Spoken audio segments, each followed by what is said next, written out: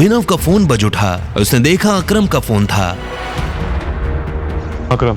Hello tiger, क्या हुआ? मैंने तुम्हारी गाड़ी अपने ऑफिस के नीचे आते हुए देखी। सब ठीक तो है? All okay? हाँ, वो एक्चुअली मैं होटल में किसी के साथ लंच के लिए आया था। हाँ, वो मैंने देखा। तुम एक काम करो, सबसे पहले तुम ऊपर मेरे ऑफिस में आओ।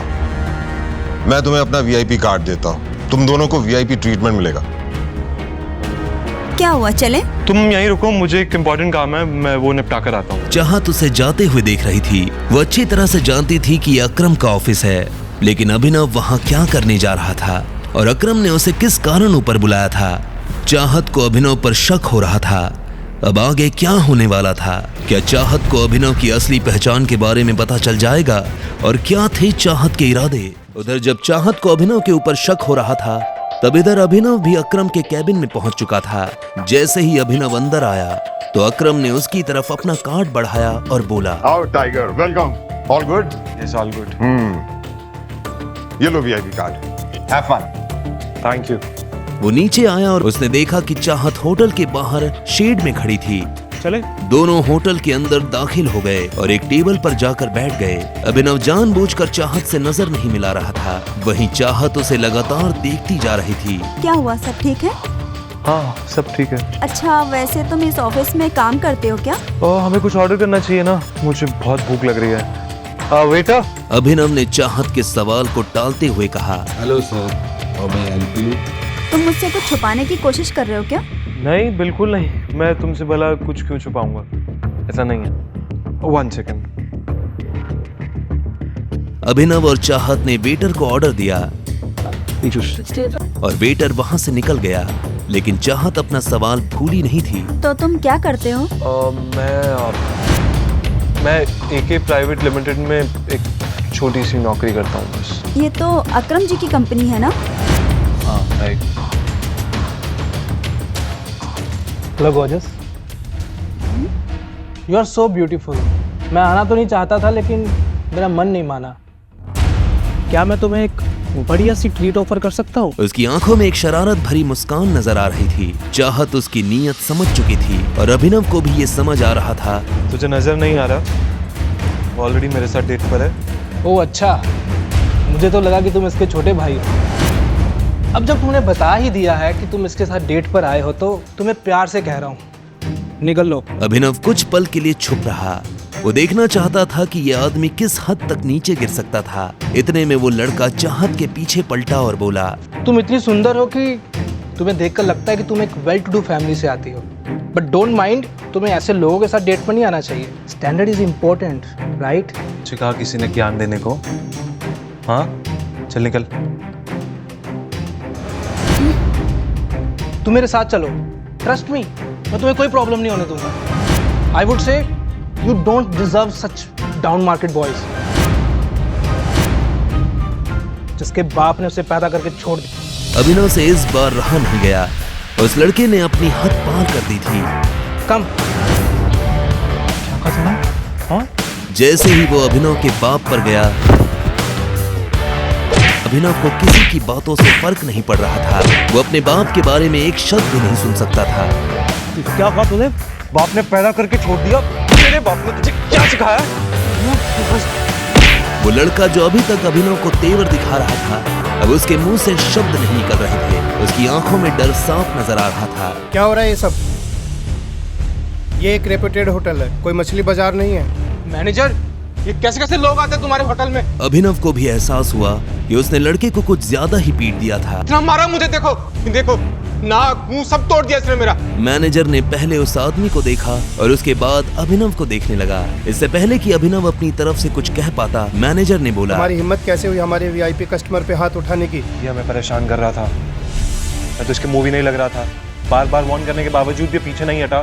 मेरे पिता के बारे में बेफालतू की बातें कर रहा था। क्या ये सही है? ये गलत बोल रहा है। बस इतनी सी बात के लिए तुमने इनके साथ ऐसा बर्ताव किया? सर, जो भी हो, पहले आपको इनसे माफ़ी तो मांगनी पड़ेगी। माफ़ी? मैं माफ़ी मांगू? ये माफ़ी मांगेगा मुझसे और मेरी फ्रेंड दोनों से। माफ़ी मांग। साले चुपचाप माफ़ी मांग। तू जानता नहीं मैं कौन हूँ? बिना माफी मांगे तो तुझे मैं इस होटल से जाने भी नहीं दूंगा। मामला बिगड़ता जा रहा था। अब इससे पहले कि बात आगे बढ़ती, चाहत बीच में आई और बोली, एक्चुअली गलती अभिनव की नहीं, ये आदमी मुझे छेड़ने की कोशिश कर रहा था। मैं और अभिनव तो यहाँ पे सिर्फ लंच करने आए थे। जो भी हो मैडम, पर इन्हें माफी मांगनी ही पड़ेगी। अभिनव समझ गया था कि मैनेजर इससे ऐसे क्यों बात कर रहा था। असल में वो अभिनव को उसके कपड़ों से जज कर रहा था। जब अभिनव को लगा कि उसके पास और कोई रास्ता नहीं है, तो उसने अपने जेब से अकरम का कार्ड निकाला और मैनेजर की तरफ बढ़ाते हुए बोला, आपको पता है कार्ड मुझे किसने दिया है? इस कार्ड पे लिखा नाम पढ़िए, आपको समझ में आ जाएगा कि फैसला क्या करना है। मैनेजर ने अभिनव से कार्ड लिया और उसे ध्यान से देखने लगा। जैसे ही उसने कार्ड पर लिखा नाम पढ़ा तो उसकी आंखें फटी की फटी रह गई। अगर अभिनव के पास अकरम का कार्ड था तो वो समझ गया था कि अभिनव अकरम का खास है। मुझे बात करने से पहले ना अपनी माँ के पास जाके सीख लड़कियों की इज्जत कैसे करते हैं। चलो। अभिनव ने चाहत को अपने साथ लिया और वहां से निकल गया। दोनों गाड़ी में आकर बैठ गए थे, लेकिन कोई किसी से बात नहीं कर रहा था। जो कुछ भी हुआ, उसके बाद अभिनव ये जानना चाहता था कि आखिर चाहत के दिमाग में क्या चल रहा था, लेकिन वो आगे से पूछकर उसे शक करने का मौका नहीं देना चाहता था। क्या तुम ठीक हो? सॉरी तुम्हारा मूड और लंच दोनों खराब करने के लिए। तुम अगर चाहो तो हम कहीं और चल सकते हैं खाना खाने के लिए। ठीक है, मैं पूरे दिन फ्री ही हूँ। अभिनव ने उसकी बात सुनी और गाड़ी दूसरे होटल की तरफ मोड़ दी। कुछ देर बाद उसने गाड़ी एक होटल के बाहर लगा दी।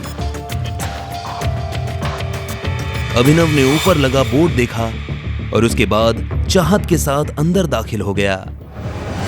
अभिनव जानता था कि ये होटल दिग्पाल का था। दिग्पाल होटल के साथ साथ बहुत बड़ा माफिया ग्रुप भी चलाता था। जैसा माफिया वर्ल्ड में टाइगर का नाम बड़ा था, वैसे ही दिग्पाल का नाम भी काफी बड़ा था। जितनी दौलत और धंधा टाइगर के पास थे, उतनी ही दिग्पाल के पास भी थे। कई मामलों में वो एक दूसरे के दुश्मन थे। अभिनव को ऐसा आभास हो रहा था कि शायद यहाँ उसके दिग्पाल से मुलाकात हो सकती है। तो तुमने डिसाइड कर लिया है कि अपने बारे में कुछ नहीं बताओगे मुझे? किस बारे में? असल में वो समझ गया था कि चाहत के मन में ये शक की सुई क्यों घूम रही थी। क्या यार, अब बता भी दो। इतना बड़ा भी क्या सीक्रेट है यार? क्या जानना चाहती हो तुम? तुमसे पूछ रही हूँ, तुम्हारे बारे में ही पूछूंगी ना। मेरे पास अपने बारे में कुछ बताने के लिए है ही नहीं। अभिनव ने कहा और चाहत से बचने के लिए इधर उधर देखने लगा। इस टाइम दिग्पाल बॉस का डंका सिर्फ गुड़गांव में ही नहीं, पूरे इंडिया में बज रहा है। हाँ, मार्केट से जब से टाइगर गायब हुआ है, तब से टाइगर का नाम भी गायब हो गया है। अभी उसकी नजर कुछ लोगों पर पड़ी जो आपस में काफी गंभीर बातें कर रहे थे। उसे समझ में नहीं आ रहा था कि आखिर वो टाइगर के बारे में इस तरह की बात क्यों कर रहा था। बताओ ना अभिनव, कुछ छुपा रहे हो मुझसे? नहीं, मैं तुमसे कुछ क्यों छुपाऊंगा। टाइगर गायब नहीं हुआ है, टाइगर जिंदा है और वो बहुत ही जल्द लौट के आएगा। मैंने तुझसे कहा था ना जॉनी, ज्यादा मत प्यार कर, संभाल ही नहीं जाती तुझसे। कुछ भी बकवास कर रहा है। क्या डेयरिंग है इन लोग की। दिग्पाल के होटल में बैठ के टाइगर की बातें कर रहे हैं। या तो इन्हें चढ़ गई है या तो इनमें बहुत ही हिम्मत है। बकवास? बकवास तो तू कर रहा है। टाइगर का कंपैरिजन दिग्पाल से? विस्की और देसी शराब का क्या मेल है? मैं कह रहा हूँ टाइगर जिंदा है and he will return soon. Johnny नाम के इस आदमी की बात सुनकर अभिनव के रोंगटे खड़े हो गए थे। वो ये जानना चाहता था कि जॉनी मन से फेंक रहा था या उसके पास साथ में कोई जानकारी थी। अब आगे क्या होने वाला था? क्या अभिनव सच का पता लगा पाएगा और क्या चाहत अभिनव के मुंह से सच निकलवा पाएगी? आगे की कहानी जानने के लिए देखें अगला एपिसोड सिर्फ पॉकेट FM के YouTube चैनल पर, और द रिटर्न ऑफ टाइगर के सारे एपिसोड्स को सुनने के लिए डिस्क्रिप्शन में दी लिंक से डाउनलोड करें पॉकेट FM ऐप।